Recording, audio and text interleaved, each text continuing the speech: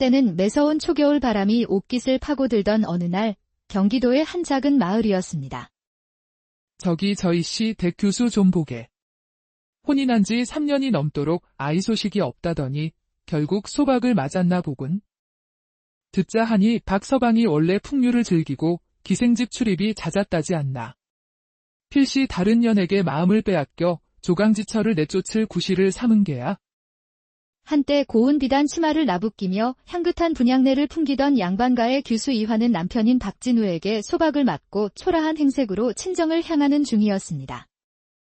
옥처럼 희던 살결은 추위에 닭살이 돋아 있었고 붉어진 눈가는 밤새도록 흘린 눈물의 흔적을 고스란히 말해주었습니다.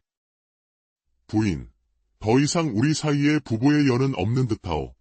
당신은 내게 아들을 낳아주지 못했고 우리 가문의 대를 이을 수 없으니 이제 그만 이 집을 떠나주시오. 나으리, 어찌 제게 이리 갑작스러운 말씀을 하십니까? 제가 무슨 큰 잘못을 저질렀다고 이리 내치려 하십니까? 사실 박진우는 오래전부터 교태 넘치는 기생월양과 깊은 정을 통하고 있었습니다. 그는 아내인 이화에게는 이미 마음이 떠난 지 오래였고 월양의 젊고 농염한 자태에 빠져 이화를 내쫓을 구실만 찾고 있었던 것입니다. 이미 끝난 일이오. 더 이상 구질구질하게 매달리지 마시오. 이것이 당신과 나, 그리고 우리 가문을 위한 최선의 길이오. 그렇게 이화는 마지막 희망을 품고 친정으로 향했지만 권세 있는 사위 집에서 쫓겨난 딸을 따뜻하게 반겨줄 친정은 세상 어디에도 없었습니다. 2년.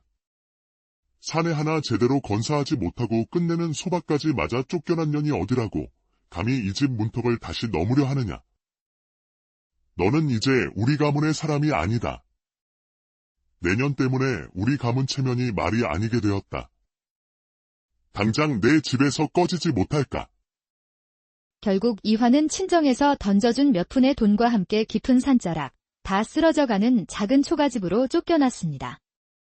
그곳은 밤이면 짐승 울음소리가 담 너머로 들려오는 외롭고 무서운 곳이었습니다. 한때 비단금침에서 잠들던 그녀가 이제는 차가운 흙바닥 위에서 외로움과 두려움에 떨어야 하는 신세가 된 것입니다. 그날 밤 차디찬 방 안에서 두려움과 서러움에 잠 못 이루던 이화는 대문 밖에서 들려오는 희미한 인기척에 깜짝 놀라 잠에서 깨어났습니다. 이 깊은 밤에 누구지? 혹시 나를 해하려는 자객이라도? 그녀는 조심스럽게 문을 열고 밖으로 나섰습니다. 마당에는 차가운 달빛만이 을신연스럽게 비추고 있었고 문 앞에는 한 사내가 쓰러질듯 주저앉아 있었습니다.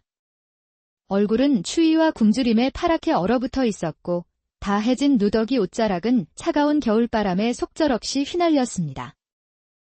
많이 살려주십시오. 제발. 먹을 것 한 술만 주시면 이 은혜는 결코 잊지 않겠습니다. 이대로 길바닥에서 얼어 죽게 생겼습니다. 이화는 그의 처참한 모습에 너무나 놀랐지만 차마 그를 외면할 수는 없었습니다. 이런 딱하기도 하셔라. 어서 안으로 드시지요. 날이 너무 춥습니다. 이러다 정말 동사하시겠습니다. 이화는 사내를 부축하여 방 안으로 들였습니다. 그의 이름은 돌쇠라 하였는데 온 세상을 정처 없이 떠도는 거지이자 머슴이었습니다. 그는 며칠을 굶었는지 뼈만 앙상하게 남아있었지만 그의 눈빛만큼은 이상하게도 맑고 형형하게 빛나고 있었습니다. 이거라도 드시고 어서 몸을 추스르십시오. 제가 지금 당장 드릴 수 있는 것은 이것밖에 없습니다. 돌쇠는 떨리는 손으로 죽 그릇을 받아들고는 허겁지겁 먹어치웠습니다. 마지막 한 방울까지 남김없이 그릇을 비우고 나서야 그는 이화 앞에 깊이 고개를 숙였습니다. 살려주셔서 정말 감사합니다. 마님. 이 은혜를 평생 어찌 갚아야 할지 모르겠습니다. 아닙니다. 누구나 어려운 사람을 보면 돕는 것이 인지상정 아니겠습니까? 어서 기운 차리시고 날이 밝으면 갈 길을 가십시오. 마님, 제발 저를 거두어 주십시오. 품삯은 단 한 푼도 받지 않아도 좋으니 그저 이 댁에서 잠시 머물며 마님의 잔심부름이라도 하게 해주십시오. 저는 이제 정말 갈 곳이 없습니다. 제2 황소 같은 힘으로 마님의 모든 굳은 일을 다 해드리겠습니다. 제가 마님을 안전하게 지켜드리겠습니다. 이화는 잠시 망설였습니다. 혼자 사는 젊은 여인의 집에 정체 모를 사내를 들인다는 것은 위험천만한 일이었습니다. 하지만 그의 간절한 눈빛과 세상에서 버려진 자신의 처지가 겹쳐 보였습니다. 좋습니다. 딱한 사정을 보니 차마 내칠 수가 없군요. 다만 이 추운 겨울이 지나 봄이 오면 그때는 무슨 일이 있어도 꼭 이곳을 떠나주셔야 합니다. 그리고 명심하시오. 혹여라도 제 몸에 허락 없이 손끝 하나라도 대거나 밤중에 제 방을 넘보는 일은 꿈에도 생각지 마시오. 예, 마님. 하늘의 맹세코 마님의 그 고운 몸에는 털끝 하나 건드리지 않겠습니다. 그저 마님의 그림자처럼 묵묵히 시키시는 일만 하겠습니다. 그렇게 신분도 출신도 모르는 낯선 거지사내 돌쇠는 이화의 머슴이 되어 그녀의 작은 초가집에 머물게 되었습니다. 매서웠던 겨울이 물러가고 산천의 따뜻한 봄 기운이 완연해졌습니다. 작은 초가집 앞마당에는 돌쇠가 이마에 땀을 뻘뻘 흘리며 장작을 패고 있었습니다. 그의 다부진 팔뚝과 성난 등 근육이 힘을 쓸 때마다 보기 좋게 꿈틀거렸고 젊은 사내의 뜨거운 열기와 땀 냄새가 이화의 코끝을 간지럽혔습니다. 돌쇠의 오직하고 헌신적인 모습은 이화의 꽁꽁 얼어붙었던 마음을 조금씩 녹이고 있었습니다. 하지만 이화의 시름은 봄이 왔음에도 가시지 않았습니다. 친정에서 받아온 돈도 쌀도 이제 거의 바닥을 드러내고 있었습니다. 이래서는 길어야 한 달도 버티기 어렵겠구나. 아, 어찌해야 한단 말인가? 내 팔자는 어찌 이리 기구하단 말인가? 그녀가 깊은 한숨을 쉬며 문을 열자 마당에서 돌쇠가 언제나처럼 해맑고 순박한 미소로 그녀를 바라보고 있었습니다. 마님, 무슨 걱정이라도 있으십니까? 안색이 영 좋지 않아 보이십니다. 아니다. 돌쇠야. 내 탓이 아니다. 우리가 먹을 것이 얼마 남지 않은 듯하여. 이렇게 버티는 것도 이제 한계인 것 같구나. 마님, 그런 말씀 마십시오. 그럼 무슨 다른 일거리라도 찾아보시는 것이 어떻겠습니까? 제가 곁에서 죽을 힘을 다해 돕겠습니다. 일거리라니. 평생 집안에서 글이나 읽고 수나 놓으며 곱게만 자란 내가 무엇을 할 수 있겠느냐. 돌쇠는 한동안 생각에 잠기더니 이내 결연한 표정으로 입을 열었습니다. 마님, 제 어리석은 생각일지는 모르겠으나 혹 장사를 해보시는 것은 어떻겠습니까? 뭐, 장사라고 하였느냐? 이 내가, 양반인 내가 어찌 그런 천한 일을. 나는 죽었다 깨어나도 못한다. 마님, 진정하십시오. 지금 마님께서 처한 형편을 다시 한번 생각해 보십시오. 더 이상 양반이라는 허울 좋은 껍데기가 마님께 무슨 의미가 있겠습니까? 이제는 굶어 죽지 않고 살아가는 것이 먼저입니다. 지금은 체면보다 목구멍이 포도청입니다. 돌쇠의 말은 날카로운 비수처럼 그녀의 가슴에 깊숙이 꽂혔습니다. 양반이라는 자존심만으로는 굶주림을 해결할 수 없었습니다. 하지만 나는 장사는커녕 돈 한 푼 제대로 만져본 적이 없는데 무엇보다 두렵구나. 내가 과연 그런 일을 할 수 있을까? 염려 마십시오, 마님. 제가 마님을 도와 좋은 방법을 찾아보겠습니다. 제가 반드시 마님을 다시 예전처럼 웃게 해드리겠습니다. 돌쇠의 단호하고 믿음직스러운 말에 이화는 자신도 모르게 작은 희망의 불씨를 품기 시작했습니다. 다음 날 새벽, 돌쇠는 장터로 향했습니다. 그는 하루 종일 장터 구석구석을 돌아다니며 무언가를 유심히 관찰했습니다. 해가 질 무렵, 그는 의기양양한 표정으로 돌아와 이화에게 자신이 생각해낸 방도를 아뢰었습니다. 마님, 장이 파할 때쯤 되면 상인들이 팔다 남은 채소나 생선 같은 것들을 헐갑에 넘기거나 버리기도 합니다. 저희가 그것들을 아주 싼 값에 사들여 깨끗하게 손질하고 조금 더 보기 좋게 꾸며서 되판다면 필시 이문이 남을 것입니다. 남들이 팔다 버린 물건을 되판다고? 그게 정말 될 일이겠느냐? 사람들이 우리를 손가락질하고 사기꾼이라 욕하지 않겠느냐? 마님, 지금은 체면 차릴 때가 아닙니다. 마님께서는 저를 믿으시고 제가 가져온 물건들을 깨끗이 다듬고 보기 좋게 매만져 주시기만 하면 됩니다. 물건을 사고 파는 것은 제가 다 알아서 하겠습니다. 이화는 잠시 깊은 고민에 빠졌지만 달리 뾰족한 수가 없었습니다. 그녀는 마침내 결심한 듯 고개를 끄덕였습니다. 알겠다, 돌쇠야. 내 말대로 한번 해보자꾸나. 이왕 이렇게 된 것, 양반 체면 따위는 진작에게나 줘버린 지 오래다. 그날부터 이화와 돌쇠의 기묘하고도 절박한 동업이 시작되었습니다. 돌쇠는 매일 장이 파할 무렵 장터로 나가 팔다 남은 물건들을 거의 공짜나 다름없는 헐값에 구해왔습니다. 그러면 이화는 그것들을 깨끗한 물에 정성껏 씻고 다듬었습니다. 그녀의 섬세한 손길이 다쳐 버려질 뻔했던 물건들은 금세 먹음직스러운 상품으로 변했습니다. 다음 날 새벽부터 그들은 손질한 물건들을 지게와 광주리에 나눠 담고 인근 마을을 돌며 팔기 시작했습니다. 어머머, 저기 저희 시내 과부 좀 보게. 몰락했다더니 이제 머슴 놈이랑 붙어서 행상까지 나섰나봐. 양반 체면이 말이 아니네. 저러다 밤에는 저 머슴 놈이랑 한 이불까지 덮는 거 아닌지 몰라. 이화는 사람들의 모욕적인 시선과 말들의 얼굴이 화끈거렸지만 곁에서 묵묵히 그녀를 지켜주는 돌쇠 덕분에 간신히 참아낼 수 있었습니다. 참거라, 돌쇠야. 저들의 말이 틀린 것도 없지 않느냐. 우리는 그저 우리 할 일을 묵묵히 할 뿐이다. 돌쇠는 아무 말 없이 대신 더욱 큰 소리로 물건을 팔기 시작했습니다. 자자, 싸고 좋은 물건이 왔습니다요. 어제 장터에서 막 가져온 싱싱한 채소요. 값도 아주 싸니 어서들 와서 구경하시오. 신기하게도 돌쇠가 우렁차게 외치자 사람들이 하나둘 모여들기 시작했습니다. 그의 우직하고 정직해 보이는 모습이 사람들의 마음을 조금씩 움직인 것입니다. 그렇게 하루하루 지나면서 그들의 작은 장사는 눈덩이처럼 불어났고 어느덧 초가집 곳간에는 쌀과 돈이 제법 쌓이게 되었습니다. 밤이면 두 사람은 마주 앉아 그날 번 돈을 세며 작은 기쁨을 나누었습니다. 좁은 방 안 희미한 등잔불 아래 두 사람의 그림자가 마치 한 쌍의 정다운 부부처럼 다정하게 포개지곤 했습니다. 돌쇠야, 내 덕분에 우리가 굶어 죽지 않고 이렇게 살 길을 찾았구나. 참으로 고맙다. 그런 말씀 마십시오, 아씨. 아씨께서 저를 믿고 따라주셨기에 가능한 일이었습니다.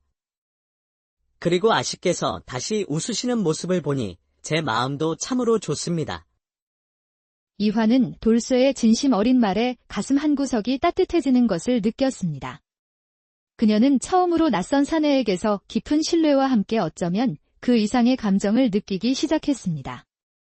그러던 어느 늦가을 해 진녘이었습니다. 장사를 마치고 가게 문을 닫으려던 이화의 앞에 한 사내가 다가와 섰습니다. 남루하지만 값비싼 비단옷의 흔적이 남아있는 차림새. 그는 바로 몇 해 전 이화를 내쫓았던 전남편 박진우였습니다. 이화야. 오랜만이구려. 많이 변했구나. 아니, 더 고와졌다고 해야 하나. 여긴 어인 일이십니까, 박 서방님. 이제 저와는 아무 상관도 없는 분이 아니십니까? 그리 매정하게 말하지 말게. 내가 다 잘못했네. 자네를 그리 내친 것은 내 평생 가장 큰 실수였어. 제발 용서해주게. 다시 합쳐 예전보다 더 행복하게 해주고 싶네. 박진우는 눈물까지 글썽이며 애원했습니다. 사실 그는 기생월양에게 재산을 다 뜯기고 알거지가 되어 이제 장사로 성공한 이화의 재물을 노리고 찾아온 것이었습니다. 그의 처절한 모습에 이화의 마음은 복잡하게 흔들렸습니다. 멀찍이 서 그 광경을 지켜보던 돌쇠는 주먹을 불끈 쥐었습니다. 그날 밤 이화는 잠 못 이루고 뒤척였습니다. 그때 돌쇠가 그녀의 방문 앞에서 조용히 말했습니다. 마님, 주무시지 못하시는 겁니까? 돌쇠냐. 들어오너라. 그 사람이 다시 돌아왔다. 용서를 빌며 다시 합치자고 하더구나. 나는 어찌해야 할지 모르겠다. 마님, 제 주제넘은 말씀일지는 모르겠으나 저 박서방이라는 자의 눈빛에는 진심이 없어 보였습니다. 부디 그자의 달콤한 말에 속지 마십시오. 내가 뭘 안다고 그리 함부로 말하는 것이냐. 그 사람은 내 전 지압이다. 내가 상관할 일이 아니니 어서 물러가거라. 돌쇠는 섭섭한 마음이 들었지만 그녀가 또다시 상처받는 것을 볼 수 없었습니다. 그날부터 돌쇠는 밤마다 몰래 박진우의 뒤를 밟기 시작했습니다. 그리고 며칠 지나지 않아 그의 예상은 정확히 들어맞았습니다. 박진우는 밤마다 몰래 기생월양과 만나고 있었던 것입니다. 조금만 더 참아라. 월양아. 전연이 거의 다 넘어왔다. 며칠만 더 내 앞에서 눈물 흘리며 애걸복걸하면 전연의 돈과 가게는 모두 내 것이 될 것이다. 호호, 나으리도 참 마음이 급하시기는. 하지만 저 멋은 놈은 어쩌고요? 그놈 눈빛이 영 심상치 않던데요. 그깟 머슴 놈 하나쯤이야. 그리고 전연은 원래 마음이 약하고 정에 굶주린 년이다. 금방 넘어올 것이다. 돌쇠는 그들의 추악한 대화를 듣고 분노에 치를 떨었습니다. 그는 이화가 자신의 눈으로 직접 진실을 확인하게 해야 한다고 생각했습니다. 다음 날 돌쇠는 이화를 데리고 박진우와 월양이 미래를 즐기는 주막 근처로 갔습니다. 그리고는 이화가 작은 창으로 그들의 대화를 직접 엿들을 수 있도록 자리를 마련했습니다. 창으로 흘러나오는 음탕하고 추악한 대화에 이화의 얼굴이 새하얗게 질렸습니다. 그녀는 참을 수 없는 배신감과 분노를 느꼈습니다. 그녀는 더 이상 참지 못하고 방문을 박차고 들어갔습니다. 이 천하의 몹쓸 인간들. 내 놈들이 감히 또다시 나를 우롱하고 기만하려 들어. 박진우와 월양은 갑자기 나타난 이화의 모습에 혼비백산하여 어쩔 줄 몰라 했습니다. 이화야. 이건 오해다. 내가 다 설명할 수 닥치거라. 다시는 내 눈앞에 나타나지 마라. 내 놈 같은 인간에게 흔들렸던 내 자신이 부끄럽고 원망스러울 뿐이다. 이화의 서슬퍼런 기세에 두 사람은 꽁무니를 빼며 달아났습니다. 그녀의 뒤에는 산처럼 든든한 돌쇠가 서 있었습니다. 초가집으로 돌아온 이화는 돌쇠 앞에 섰습니다. 그녀의 눈에는 눈물이 가득했지만 그 눈빛은 그 어느 때보다 강인하게 빛나고 있었습니다. 돌쇠야, 고맙다. 내가 아니었더라면 나는 또다시 어리석은 실수를 반복할 뻔했구나. 아닙니다, 아씨. 저는 그저 아씨께서 더 이상 상처받으시는 것을 보고 싶지 않았을 뿐입니다. 이화는 조용히 돌쇠의 손을 잡았습니다. 그녀의 작고 고운 손과 그의 크고 투박한 손이 처음으로 맞닿았습니다. 이제 더 이상 나를 마님이나 아씨라 부르지 말 거라. 그저 이화라고 불러다오.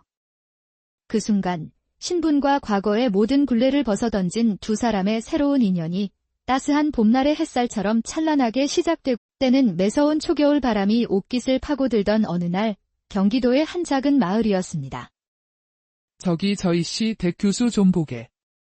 혼인한 지 3년이 넘도록 아이 소식이 없다더니 결국 소박을 맞았나 보군. 듣자 하니 박서방이 원래 풍류를 즐기고 기생집 출입이 잦았다지 않나. 필시 다른 년에게 마음을 빼앗겨 조강지처를 내쫓을 구실을 삼은 게야.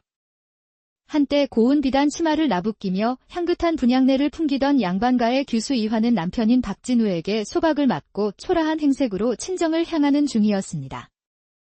옥처럼 희던 살결은 추위에 닭살이 돋아 있었고 붉어진 눈가는 밤새도록 흘린 눈물의 흔적을 고스란히 말해주었습니다. 부인, 더 이상 우리 사이에 부부의 연은 없는 듯하오. 당신은 내게 아들을 낳아주지 못했고 우리 가문의 대를 이을 수 없으니 이제 그만 이 집을 떠나주시오. 나으리, 어찌 제게 이리 갑작스러운 말씀을 하십니까? 제가 무슨 큰 잘못을 저질렀다고 이리 내치려 하십니까? 사실 박진우는 오래전부터 교태 넘치는 기생월양과 깊은 정을 통하고 있었습니다. 그는 아내인 이화에게는 이미 마음이 떠난 지 오래였고 월양의 젊고 농염한 자태에 빠져 이화를 내쫓을 구실만 찾고 있었던 것입니다. 이미 끝난 일이요. 더 이상 구질구질하게 매달리지 마시오. 이것이 당신과 나, 그리고 우리 가문을 위한 최선의 길이요. 그렇게 이화는 마지막 희망을 품고 친정으로 향했지만 권세 있는 사위 집에서 쫓겨난 딸을 따뜻하게 반겨줄 친정은 세상 어디에도 없었습니다. 2년. 사내 하나 제대로 건사하지 못하고 끝내는 소박까지 맞아 쫓겨난 년이 어디라고 감히 이 집 문턱을 다시 넘으려 하느냐. 너는 이제 우리 가문의 사람이 아니다. 내년 때문에 우리 가문 체면이 말이 아니게 되었다. 당장 내 집에서 꺼지지 못할까? 결국 이화는 친정에서 던져준 몇 푼의 돈과 함께 깊은 산자락, 다 쓰러져가는 작은 초가집으로 쫓겨났습니다. 그곳은 밤이면 짐승 울음소리가 담 너머로 들려오는 외롭고 무서운 곳이었습니다. 한때 비단금침에서 잠들던 그녀가 이제는 차가운 흙바닥 위에서 외로움과 두려움에 떨어야 하는 신세가 된 것입니다. 그날 밤 차디찬 방 안에서 두려움과 서러움에 잠 못 이루던 이화는 대문 밖에서 들려오는 희미한 인기척에 깜짝 놀라 잠에서 깨어났습니다. 이 깊은 밤에 누구지? 혹시 나를 해하려는 자객이라도? 그녀는 조심스럽게 문을 열고 밖으로 나섰습니다. 마당에는 차가운 달빛만이 을씨년스럽게 비추고 있었고 문 앞에는 한 사내가 쓰러질 듯 주저앉아 있었습니다. 얼굴은 추위와 굶주림에 파랗게 얼어붙어 있었고 다해진 누더기 옷자락은 차가운 겨울바람에 속절없이 휘날렸습니다. 많이 살려주십시오. 제발 먹을 것 한 술만 주시면 이 은혜는 결코 잊지 않겠습니다. 이대로 길바닥에서 얼어 죽게 생겼습니다. 이화는 그의 처참한 모습에 너무나 놀랐지만 차마 그를 외면할 수는 없었습니다. 이런 딱하기도 하셔라. 어서 안으로 드시지요. 날이 너무 춥습니다. 이러다 정말 동사하시겠습니다. 이화는 사내를 부축하여 방 안으로 들였습니다. 그의 이름은 돌쇠라 하였는데 온 세상을 정처 없이 떠도는 거지이자 머슴이었습니다. 그는 며칠을 굶었는지 뼈만 앙상하게 남아있었지만 그의 눈빛만큼은 이상하게도 맑고 형형하게 빛나고 있었습니다. 이거라도 드시고 어서 몸을 추스르십시오. 제가 지금 당장 드릴 수 있는 것은 이것밖에 없습니다. 돌쇠는 떨리는 손으로 죽 그릇을 받아들고는 허겁지겁 먹어 치웠습니다. 마지막 한 방울까지 남김없이 그릇을 비우고 나서야 그는 이화 앞에 깊이 고개를 숙였습니다. 살려주셔서 정말 감사합니다. 마님. 이 은혜를 평생 어찌 갚아야 할지 모르겠습니다. 아닙니다. 누구나 어려운 사람을 보면 돕는 것이 인지상정 아니겠습니까? 어서 기운 차리시고 날이 밝으면 갈 길을 가십시오. 마님, 제발 저를 거두어 주십시오.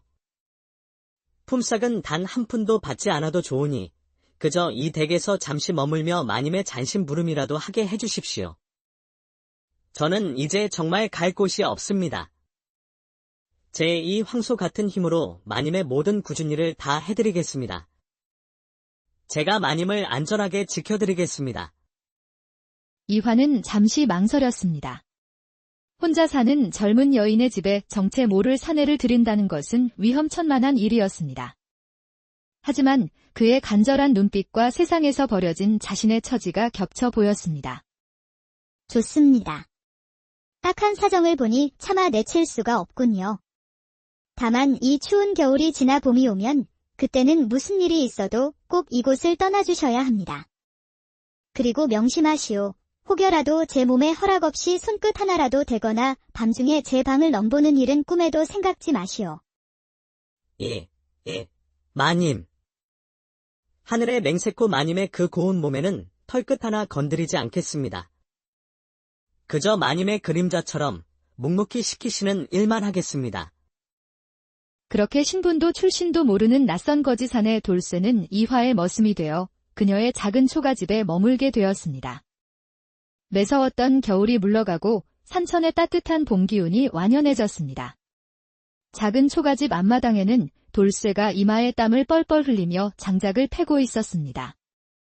그의 다부진 팔뚝과 성난 등 근육이 힘을 쓸 때마다 보기 좋게 꿈틀거렸고 젊은 사내의 뜨거운 열기와 땀 냄새가 이화의 코끝을 간지럽혔습니다.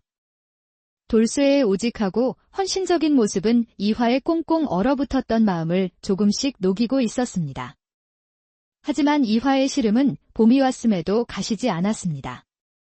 친정에서 받아온 돈도 쌀독의 쌀도 이제 거의 바닥을 드러내고 있었습니다. 이래서는 길어야 한 달도 버티기 어렵겠구나. 아, 어찌해야 한단 말인가? 내 팔자는 어찌 이리 기구하단 말인가? 그녀가 깊은 한숨을 쉬며 문을 열자 마당에서 돌쇠가 언제나처럼 해맑고 순박한 미소로 그녀를 바라보고 있었습니다. 마님, 무슨 걱정이라도 있으십니까? 안색이 영 좋지 않아 보이십니다. 아니다. 돌쇠야. 내 탓이 아니다. 우리가 먹을 것이 얼마 남지 않은 듯하여. 이렇게 버티는 것도 이제 한계인 것 같구나. 마님, 그런 말씀 마십시오. 그럼 무슨 다른 일거리라도 찾아보시는 것이 어떻겠습니까? 제가 곁에서 죽을 힘을 다해 돕겠습니다. 일거리라니. 평생 집안에서 글이나 읽고 쓰나 놓으며 곱게만 자란 내가 무엇을 할 수 있겠느냐. 돌쇠는 한동안 생각에 잠기더니 이내 결연한 표정으로 입을 열었습니다. 마님, 제 어리석은 생각일지는 모르겠으나 혹 장사를 해보시는 것은 어떻겠습니까? 뭐, 장사라고 하였느냐? 이 내가, 양반인 내가 어찌 그런 천한 일을. 나는 죽었다 깨어나도 못한다.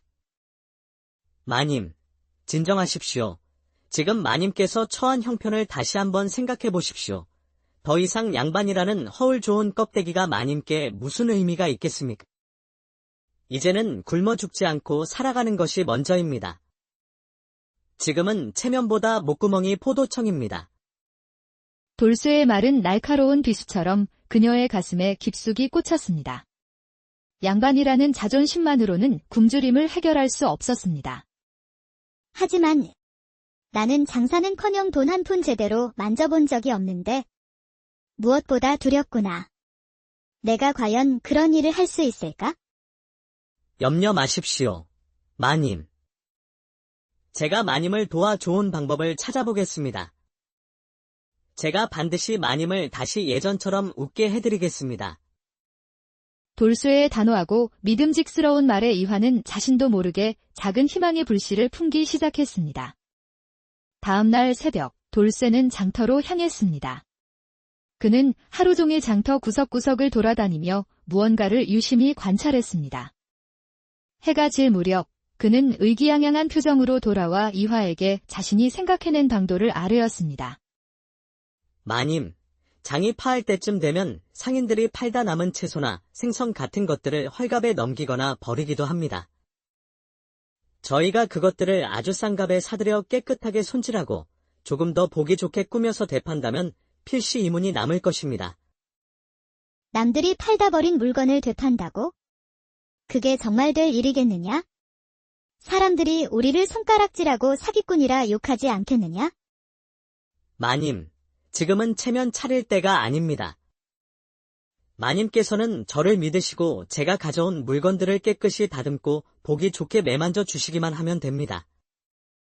물건을 사고 파는 것은 제가 다 알아서 하겠습니다. 이화는 잠시 깊은 고민에 빠졌지만 달리 뾰족한 수가 없었습니다. 그녀는 마침내 결심한 듯 고개를 끄덕였습니다.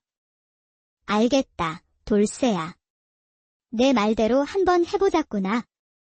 이왕 이렇게 된 것, 양반 체면 따위는 진작에게나 줘버린 지 오래다.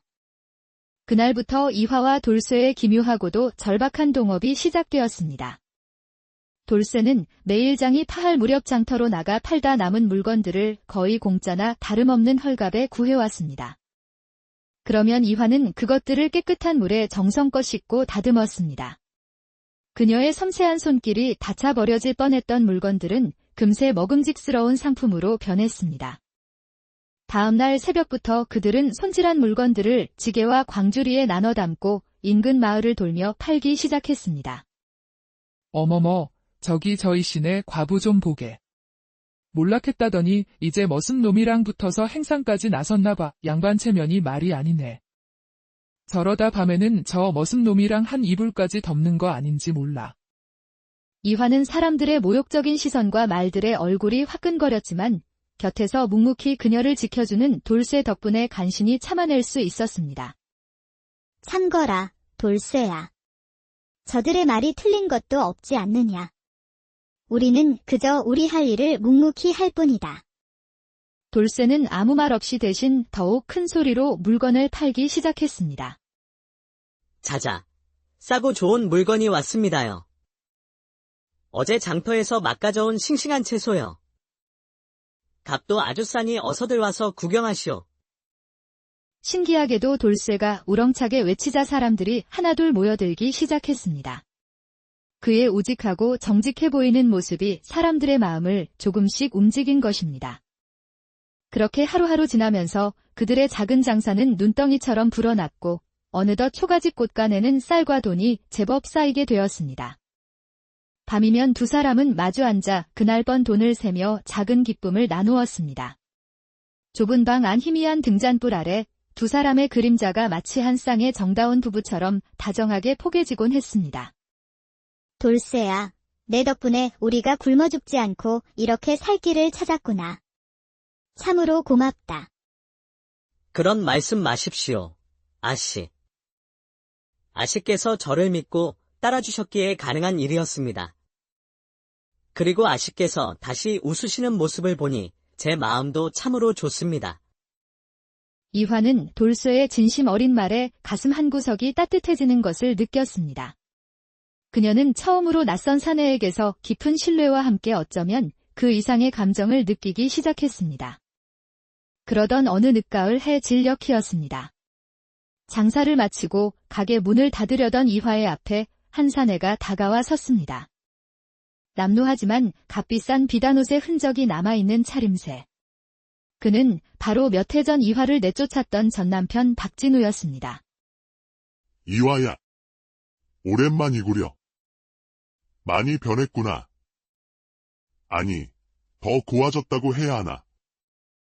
여긴 어인 일이십니까, 박 서방님? 이제 저와는 아무 상관도 없는 분이 아니십니까? 그리 매정하게 말하지 말게. 내가 다 잘못했네. 자네를 그리 내친 것은 내 평생 가장 큰 실수였어. 제발 용서해주게. 다시 합쳐 예전보다 더 행복하게 해주고 싶네. 박진우는 눈물까지 글썽이며 애원했습니다. 사실 그는 기생월양에게 재산을 다 뜯기고 알거지가 되어 이제 장사로 성공한 이화의 재물을 노리고 찾아온 것이었습니다. 그의 처절한 모습에 이화의 마음은 복잡하게 흔들렸습니다. 멀찍이서 그 광경을 지켜보던 돌쇠는 주먹을 불끈 쥐었습니다. 그날 밤, 이화는 잠 못 이루고 뒤척였습니다.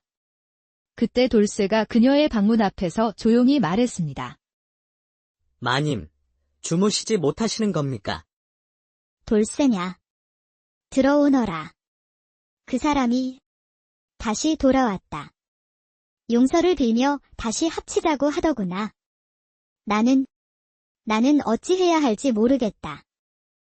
마님, 제 주제넘은 말씀일지는 모르겠으나 저 박서방이라는 자의 눈빛에는 진심이 없어 보였습니다. 부디 그 자의 달콤한 말에 속지 마십시오.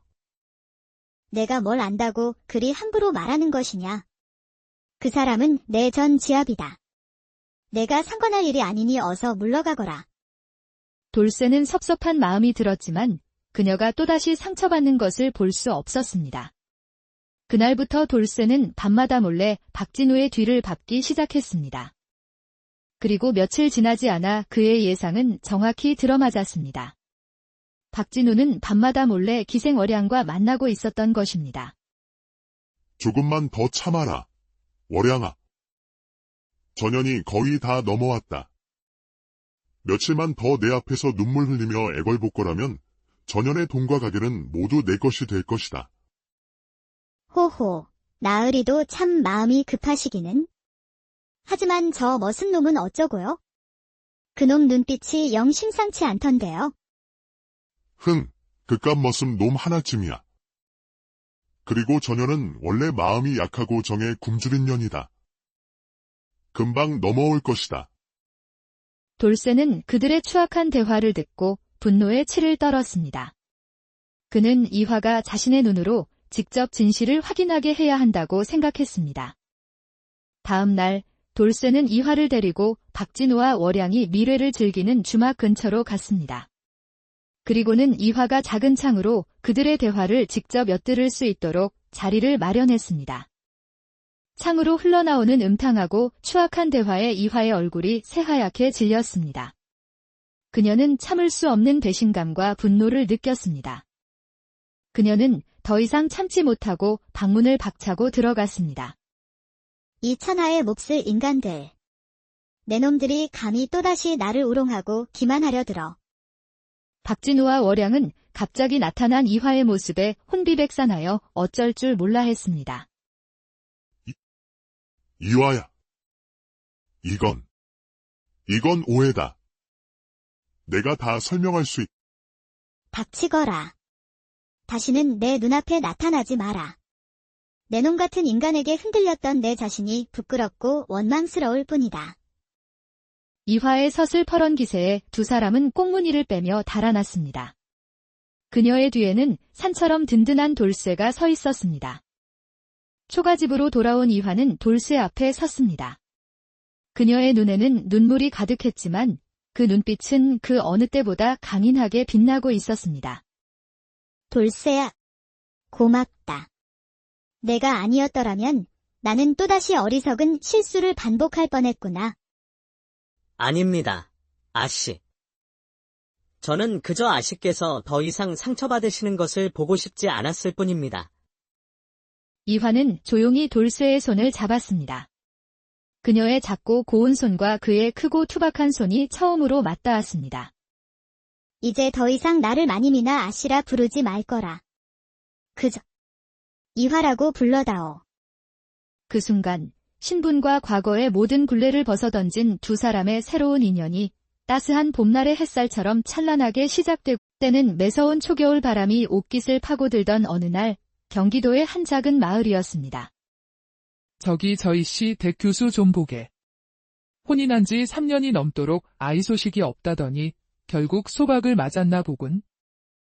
듣자 하니 박서방이 원래 풍류를 즐기고 기생집 출입이 잦았다지 않나. 필시 다른 년에게 마음을 빼앗겨 조강지처를 내쫓을 구실을 삼은 게야. 한때 고운 비단 치마를 나부끼며 향긋한 분향내를 풍기던 양반가의 규수 이화는 남편인 박진우에게 소박을 맞고 초라한 행색으로 친정을 향하는 중이었습니다. 옥처럼 희던 살결은 추위에 닭살이 돋아 있었고 붉어진 눈가는 밤새도록 흘린 눈물의 흔적을 고스란히 말해주었습니다. 부인, 더 이상 우리 사이에 부부의 연은 없는 듯하오. 당신은 내게 아들을 낳아주지 못했고 우리 가문의 대를 이을 수 없으니 이제 그만 이 집을 떠나주시오. 나으리, 어찌 제게 이리 갑작스러운 말씀을 하십니까? 제가 무슨 큰 잘못을 저질렀다고 이리 내치려 하십니까? 사실 박진우는 오래전부터 교태 넘치는 기생월양과 깊은 정을 통하고 있었습니다. 그는 아내인 이화에게는 이미 마음이 떠난 지 오래였고 월양의 정고 농염한 자태에 빠져 이화를 내쫓을 구실만 찾고 있었던 것입니다. 이미 끝난 일이오. 더 이상 구질구질하게 매달리지 마시오. 이것이 당신과 나, 그리고 우리 가문을 위한 최선의 길이오. 그렇게 이화는 마지막 희망을 품고 친정으로 향했지만 권세 있는 사위 집에서 쫓겨난 딸을 따뜻하게 반겨줄 친정은 세상 어디에도 없었습니다. 2년. 사내 하나 제대로 건사하지 못하고 끝내는 소박까지 맞아 쫓겨난 년이 어디라고 감히 이 집 문턱을 다시 넘으려 하느냐. 너는 이제 우리 가문의 사람이 아니다.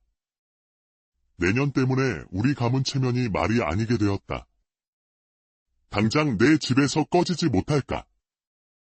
결국 이화는 친정에서 던져준 몇 푼의 돈과 함께 깊은 산자락, 다 쓰러져가는 작은 초가집으로 쫓겨났습니다. 그곳은 밤이면 짐승 울음소리가 담 너머로 들려오는 외롭고 무서운 곳이었습니다. 한때 비단금침에서 잠들던 그녀가 이제는 차가운 흙바닥 위에서 외로움과 두려움에 떨어야 하는 신세가 된 것입니다. 그날 밤 차디찬 방 안에서 두려움과 서러움에 잠 못 이루던 이화는 대문 밖에서 들려오는 희미한 인기척에 깜짝 놀라 잠에서 깨어났습니다. 이 깊은 밤에 누구지? 혹시 나를 해하려는 자객이라도? 그녀는 조심스럽게 문을 열고 밖으로 나섰습니다. 마당에는 차가운 달빛만이 을씨년스럽게 비추고 있었고 문 앞에는 한 사내가 쓰러질 듯 주저앉아 있었습니다. 얼굴은 추위와 굶주림에 파랗게 얼어붙어 있었고 다 해진 누더기 옷자락은 차가운 겨울바람에 속절없이 휘날렸습니다. 마님, 살려주십시오. 제발. 먹을 것 한 술만 주시면 이 은혜는 결코 잊지 않겠습니다. 이대로 길바닥에서 얼어 죽게 생겼습니다. 이화는 그의 처참한 모습에 너무나 놀랐지만 차마 그를 외면할 수는 없었습니다. 이런, 딱하기도 하셔라. 어서 안으로 드시지요. 날이 너무 춥습니다. 이러다 정말 동사하시겠습니다. 이화는 사내를 부축하여 방 안으로 들였습니다. 그의 이름은 돌세라 하였는데 온 세상을 정처 없이 떠도는 거지이자 머슴이었습니다. 그는 며칠을 굶었는지 뼈만 앙상하게 남아 있었지만 그의 눈빛만큼은 이상하게도 맑고 형형하게 빛나고 있었습니다. 이거라도 드시고 어서 몸을 추스르십시오. 제가 지금 당장 드릴 수 있는 것은 이것밖에 없습니다. 돌쇠는 떨리는 손으로 죽 그릇을 받아들고는 허겁지겁 먹어치웠습니다. 마지막 한 방울까지 남김없이 그릇을 비우고 나서야 그는 이화 앞에 깊이 고개를 숙였습니다. 살려주셔서 정말 감사합니다. 마님. 이 은혜를 평생 어찌 갚아야 할지 모르겠습니다. 아닙니다. 누구나 어려운 사람을 보면 돕는 것이 인지상정 아니겠습니까? 어서 기운 차리시고 날이 밝으면 갈 길을 가십시오. 마님, 제발 저를 거두어 주십시오. 품삯은 단 한 푼도 받지 않아도 좋으니 그저 이 댁에서 잠시 머물며 마님의 잔심부름이라도 하게 해주십시오. 저는 이제 정말 갈 곳이 없습니다. 제 이 황소 같은 힘으로 마님의 모든 굳은 일을 다 해드리겠습니다. 제가 마님을 안전하게 지켜드리겠습니다. 이화는 잠시 망설였습니다. 혼자 사는 젊은 여인의 집에 정체 모를 사내를 들인다는 것은 위험천만한 일이었습니다. 하지만 그의 간절한 눈빛과 세상에서 버려진 자신의 처지가 겹쳐 보였습니다. 좋습니다. 딱한 사정을 보니 차마 내칠 수가 없군요. 다만 이 추운 겨울이 지나 봄이 오면 그때는 무슨 일이 있어도 꼭 이곳을 떠나주셔야 합니다. 그리고 명심하시오. 혹여라도 제 몸에 허락 없이 손끝 하나라도 대거나 밤중에 제 방을 넘보는 일은 꿈에도 생각지 마시오. 예, 마님. 하늘의 맹세코 마님의 그 고운 몸에는 털끝 하나 건드리지 않겠습니다. 그저 마님의 그림자처럼 묵묵히 시키시는 일만 하겠습니다. 그렇게 신분도 출신도 모르는 낯선 거지 사내 돌쇠는 이화의 머슴이 되어 그녀의 작은 초가집에 머물게 되었습니다. 매서웠던 겨울이 물러가고 산천의 따뜻한 봄 기운이 완연해졌습니다. 작은 초가집 앞마당에는 돌쇠가 이마에 땀을 뻘뻘 흘리며 장작을 패고 있었습니다. 그의 다부진 팔뚝과 성난 등 근육이 힘을 쓸 때마다 보기 좋게 꿈틀거렸고 젊은 사내의 뜨거운 열기와 땀 냄새가 이화의 코끝을 간지럽혔습니다.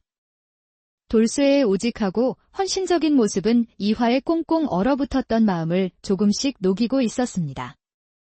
하지만 이화의 시름은 봄이 왔음에도 가시지 않았습니다. 친정에서 받아온 돈도 쌀독의 쌀도 이제 거의 바닥을 드러내고 있었습니다. 이래서는 길어야 한 달도 버티기 어렵겠구나. 아, 어찌해야 한단 말인가? 내 팔자는 어찌 이리 기구하단 말인가? 그녀가 깊은 한숨을 쉬며 문을 열자 마당에서 돌쇠가 언제나처럼 해맑고 순박한 미소로 그녀를 바라보고 있었습니다. 마님, 무슨 걱정이라도 있으십니까? 안색이 영 좋지 않아 보이십니다. 아니다. 돌쇠야. 내 탓이 아니다. 우리가 먹을 것이 얼마 남지 않은 듯하여. 이렇게 버티는 것도 이제 한계인 것 같구나.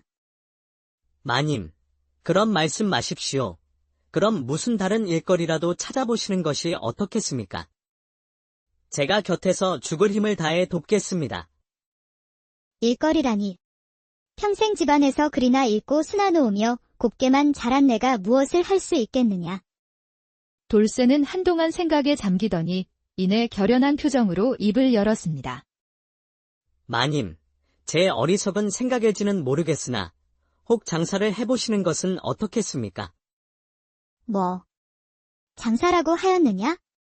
이 내가, 양반인 내가 어찌 그런 천한 일을. 나는 죽었다 깨어나도 못한다.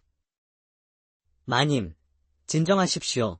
지금 마님께서 처한 형편을 다시 한번 생각해 보십시오. 더 이상 양반이라는 허울 좋은 껍데기가 마님께 무슨 의미가 있겠습니까? 이제는 굶어 죽지 않고 살아가는 것이 먼저입니다. 지금은 체면보다 목구멍이 포도청입니다. 돌쇠의 말은 날카로운 비수처럼 그녀의 가슴에 깊숙이 꽂혔습니다. 양반이라는 자존심만으로는 굶주림을 해결할 수 없었습니다. 하지만 나는 장사는커녕 돈 한 푼 제대로 만져본 적이 없는데 무엇보다 두렵구나. 내가 과연 그런 일을 할 수 있을까? 염려 마십시오, 마님. 제가 마님을 도와 좋은 방법을 찾아보겠습니다. 제가 반드시 마님을 다시 예전처럼 웃게 해드리겠습니다. 돌쇠의 단호하고 믿음직스러운 말에 이화는 자신도 모르게 작은 희망의 불씨를 품기 시작했습니다. 다음 날 새벽, 돌쇠는 장터로 향했습니다. 그는 하루 종일 장터 구석구석을 돌아다니며 무언가를 유심히 관찰했습니다. 해가 질 무렵, 그는 의기양양한 표정으로 돌아와 이화에게 자신이 생각해낸 방도를 아뢰었습니다. 마님, 장이 파할 때쯤 되면 상인들이 팔다 남은 채소나 생선 같은 것들을 헐갑에 넘기거나 버리기도 합니다. 저희가 그것들을 아주 싼 값에 사들여 깨끗하게 손질하고 조금 더 보기 좋게 꾸며서 되판다면 필시 이문이 남을 것입니다. 남들이 팔다 버린 물건을 되판다고? 그게 정말 될 일이겠느냐? 사람들이 우리를 손가락질하고 사기꾼이라 욕하지 않겠느냐? 마님, 지금은 체면 차릴 때가 아닙니다. 마님께서는 저를 믿으시고 제가 가져온 물건들을 깨끗이 다듬고 보기 좋게 매만져 주시기만 하면 됩니다. 물건을 사고 파는 것은 제가 다 알아서 하겠습니다. 이화는 잠시 깊은 고민에 빠졌지만 달리 뾰족한 수가 없었습니다. 그녀는 마침내 결심한 듯 고개를 끄덕였습니다. 알겠다, 돌쇠야. 내 말대로 한번 해보자꾸나. 이왕 이렇게 된 것, 양반 체면 따위는 진작에게나 줘버린 지 오래다. 그날부터 이화와 돌쇠의 기묘하고도 절박한 동업이 시작되었습니다. 돌쇠는 매일 장이 파할 무렵 장터로 나가 팔다 남은 물건들을 거의 공짜나 다름없는 헐값에 구해왔습니다. 그러면 이화는 그것들을 깨끗한 물에 정성껏 씻고 다듬었습니다. 그녀의 섬세한 손길이 닫혀 버려질 뻔했던 물건들은 금세 먹음직스러운 상품으로 변했습니다. 다음 날 새벽부터 그들은 손질한 물건들을 지게와 광주리에 나눠 담고 인근 마을을 돌며 팔기 시작했습니다. 어머머, 저기 저희 시내 과부 좀 보게. 몰락했다더니 이제 머슴 놈이랑 붙어서 행상까지 나섰나봐. 양반 체면이 말이 아니네. 저러다 밤에는 저 머슴 놈이랑 한 이불까지 덮는 거 아닌지 몰라. 이화는 사람들의 모욕적인 시선과 말들의 얼굴이 화끈거렸지만 곁에서 묵묵히 그녀를 지켜주는 돌쇠 덕분에 간신히 참아낼 수 있었습니다. 참거라, 돌쇠야. 저들의 말이 틀린 것도 없지 않느냐. 우리는 그저 우리 할 일을 묵묵히 할 뿐이다. 돌쇠는 아무 말 없이 대신 더욱 큰 소리로 물건을 팔기 시작했습니다. 자자, 싸고 좋은 물건이 왔습니다요. 어제 장터에서 막 가져온 싱싱한 채소요. 값도 아주 싸니 어서들 와서 구경하시오. 신기하게도 돌쇠가 우렁차게 외치자 사람들이 하나둘 모여들기 시작했습니다. 그의 우직하고 정직해 보이는 모습이 사람들의 마음을 조금씩 움직인 것입니다. 그렇게 하루하루 지나면서 그들의 작은 장사는 눈덩이처럼 불어났고 어느덧 초가지 꽃간에는 쌀과 돈이 제법 쌓이게 되었습니다. 밤이면 두 사람은 마주 앉아 그날 번 돈을 세며 작은 기쁨을 나누었습니다. 좁은 방 안 희미한 등잔불 아래 두 사람의 그림자가 마치 한 쌍의 정다운 부부처럼 다정하게 포개지곤 했습니다. 돌쇠야, 내 덕분에 우리가 굶어 죽지 않고 이렇게 살 길을 찾았구나. 참으로 고맙다. 그런 말씀 마십시오, 아씨. 아씨께서 저를 믿고 따라주셨기에 가능한 일이었습니다. 그리고 아씨께서 다시 웃으시는 모습을 보니 제 마음도 참으로 좋습니다. 이화는 돌쇠의 진심 어린 말에 가슴 한구석이 따뜻해지는 것을 느꼈습니다. 그녀는 처음으로 낯선 사내에게서 깊은 신뢰와 함께 어쩌면 그 이상의 감정을 느끼기 시작했습니다. 그러던 어느 늦가을 해 진녘이었습니다. 장사를 마치고 가게 문을 닫으려던 이화의 앞에 한 사내가 다가와 섰습니다. 남루하지만 값비싼 비단옷의 흔적이 남아있는 차림새. 그는 바로 몇 해 전 이화를 내쫓았던 전남편 박진우였습니다. 이화야. 오랜만이구려. 많이 변했구나.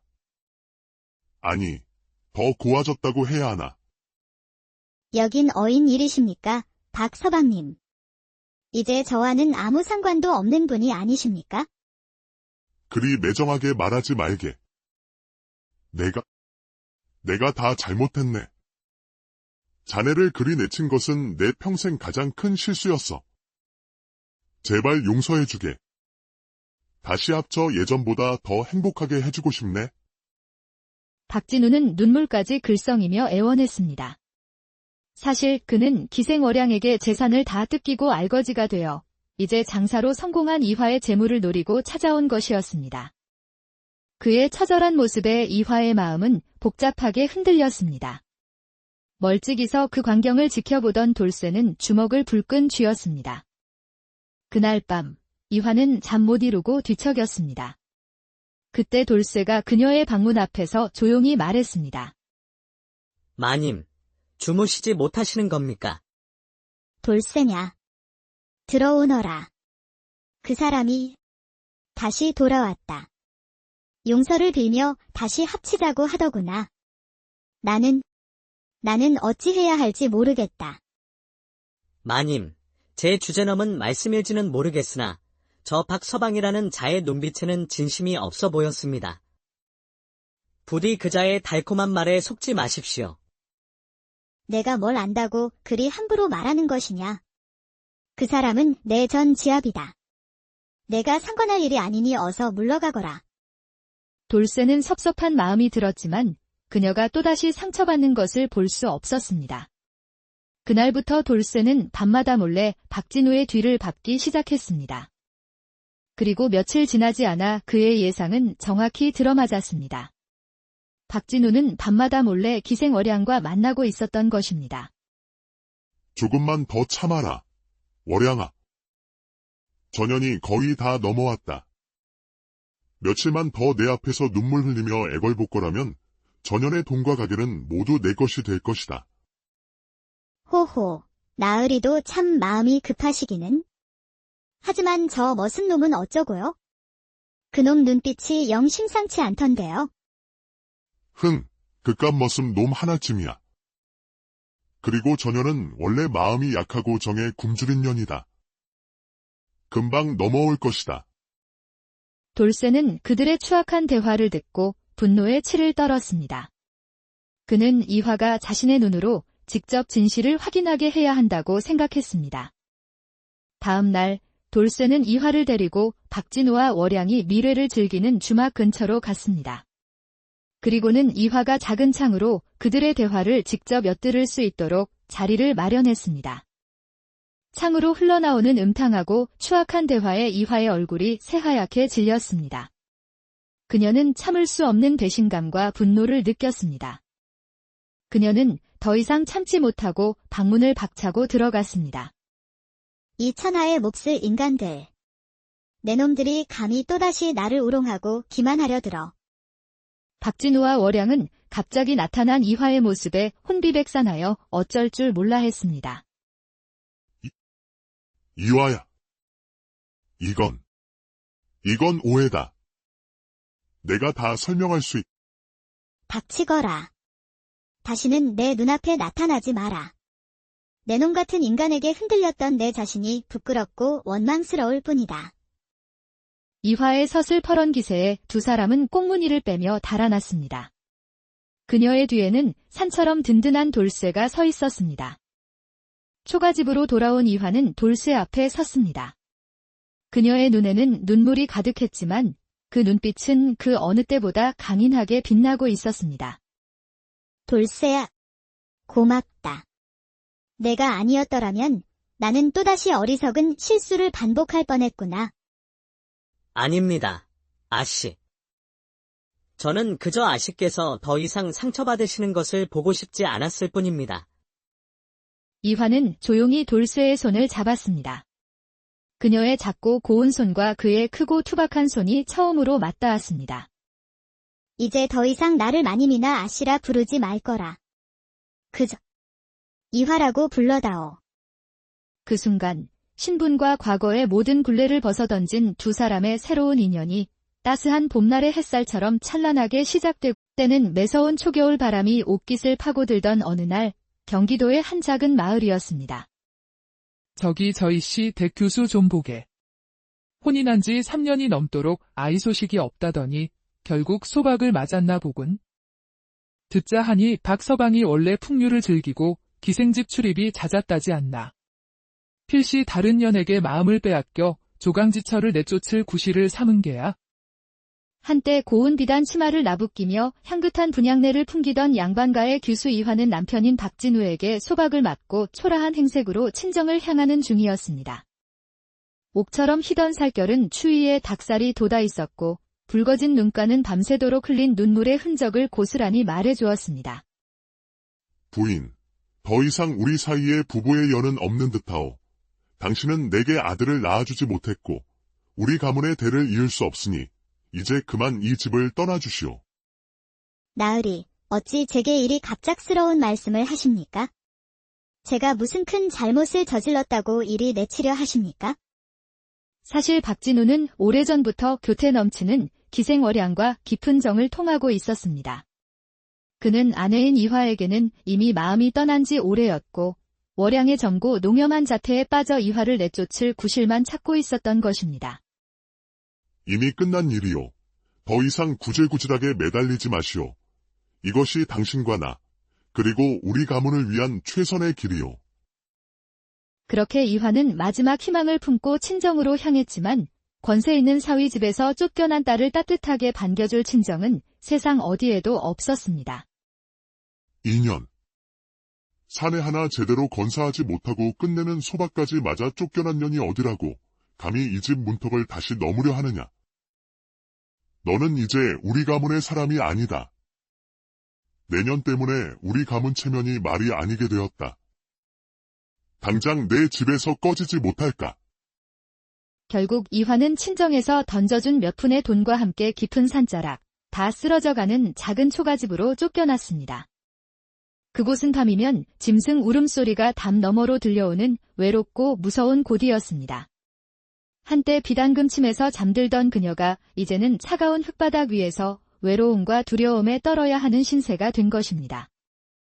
그날 밤 차디찬 방 안에서 두려움과 서러움에 잠 못 이루던 이화는 대문 밖에서 들려오는 희미한 인기척에 깜짝 놀라 잠에서 깨어났습니다.